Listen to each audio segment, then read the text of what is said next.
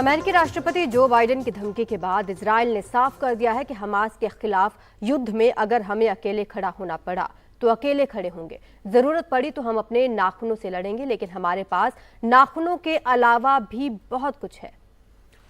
तो यहाँ पर इजराइल जो है वो अमेरिका की भी मानने को तैयार जो है वो नहीं दिख रहा है। और साथ ही उन्होंने यहाँ पर आगे कहा कि मैं दुनिया के नेताओं से कहता हूँ कि किसी भी मंच का कोई दबाव, कोई भी फैसला इजराइल को अपनी रक्षा करने से रोक नहीं पाएगा और हम अपने नरसंहारक दुश्मनों को हराकर रहेंगे। वहीं इजरायली सेना ने दावा किया है कि गाजा के दक्षिणी शहर रफा में सैन्य कार्रवाई करने के लिए उनके पास जरूरी हथियार है। इससे पहले बाइडेन ने कहा था कि इजराइल को अमेरिका दक्षिणी गाजा शहर रफा पर हमले के लिए हथियार मुहैया नहीं कराएगा। कादमनी हमारे साथ जुड़ गए हैं। कादमनी, इजराइल बिल्कुल मानने को तैयार नहीं है कि वो किसी के भी दबाव में यहाँ पर रुकेंगे, लेकिन अमेरिका की बात को भी यहाँ पर नकार देना और आमादा रहना यहाँ पर हमले पर, ये क्या इसके पीछे वजह हो सकती है?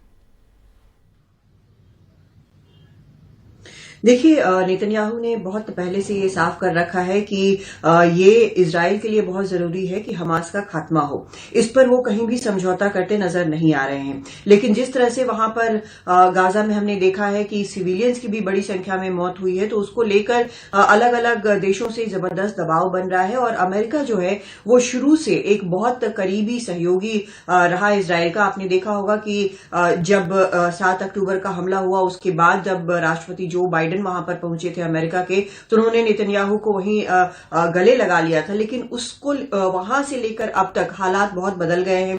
अमेरिका ने साफ कहा है कि वो इस बात को सपोर्ट नहीं करता कि एक बिल्कुल ऑल आउट इन्वेजन जो है इजराइल वो राफा पर करे, क्योंकि इसमें बड़ी संख्या में सिविलियंस की जान जाएगी। लेकिन इस सब के बावजूद इजराइल जो है, नेतन्याहू जो है, वो एक बार फिर से अब ये कह रहे हैं कि अगर अकेले भी खड़ा होना हो तो वो अकेले खड़े रहेंगे। देश के 76वें इंडिपेंडेंस डे के मौके पर उन्होंने फिर से एक संदेश जारी किया, कहा कि पहले से हम मजबूत हैं और जरूरत पड़ी तो हम अकेले भी लड़ाई अगर करनी होगी तो हम वहां पर खड़े नजर आएंगे। लेकिन एक उन्होंने इंटरव्यू भी दिया, उसमें उन्होंने ये कहा कि वो जो बाइडेन को कम से कम 40 साल से जानते हैं।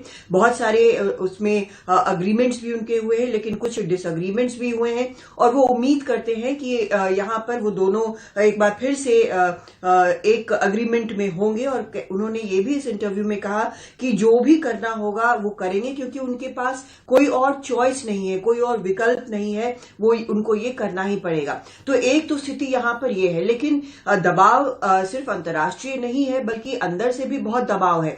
लगातार जो हॉस्टेजेस के फैमिलीज हैं वो विरोध कर रहे हैं, रोज सड़कें वहां पर ब्लॉक कर रहे हैं। जब वहां पर काहिरा में बातचीत चल रही है तो उस वक्त भी यहां पर जो प्रोटेस्टर्स हैं तेल अवीव में, उन्होंने सड़कें ब्लॉक की हुई हैं। कहा है कि एक डील इस वक्त एक टेबल पर है। नेतन्याहू के पास एक मौका है कि वो ये डील कर ले ताकि जो उनके अपने हैं वो घर लौट सके। लेकिन उनका ये भी आरोप है कि नेतन्याहू जो है वो जानबूझकर इस वॉर को, इस युद्ध को आगे बढ़ाना चाहते हैं। अब यहां पर तेल अवीव में एक तरफ ये हालात नजर आ रहे हैं, दूसरी तरफ अगर हम रफा की बात करें तो वहां पर जब से इजराइल ने वार्निंग दी है तब से वहां से लोग बिल्कुल अफरा तफरी में भाग रहे हैं। 80,000 से ज्यादा लोग वहां से निकल चुके हैं, लेकिन आखिर जाएंगे कहां, ये भी एक बड़ा सवाल है। कई जगहों पर लगातार लड़ाई चल रही है। जहां तक रफा का सवाल है, दक्षिणी रफा में टैंक मौजूद हैं इजराइल के, वहां लगातार एयर स्ट्राइक्स हो रहे हैं। तो ये भी उनके लिए भी एक बहुत बड़ी समस्या है। मेडिकल एक बड़ा सवाल है कि अब यहाँ से कहाँ जाएंगे वहां पर जो लोग रह रहे हैं। कादमनी, आपसे आगे बात होगी तो और विस्तार से इसको समझेंगे, लेकिन आप देखिए अमेरिका के लिए भी एक दुविधा वाली स्थिति हो गई है कि अब इजराइल का यहाँ पर कैसे वो समर्थन करे। इजराइल मानने को तैयार नहीं है किसी भी हाल में, आत्मरक्षा की बात वो कर रहे हैं, लेकिन अब यहाँ बात आत्मरक्षा से आगे बढ़ गई है।